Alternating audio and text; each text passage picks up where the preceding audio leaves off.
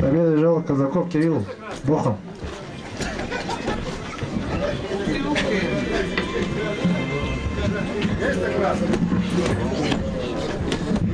Алагоев Валера Альхон, Фагоев Саша Альхон. Приготовить Убееву Маркову.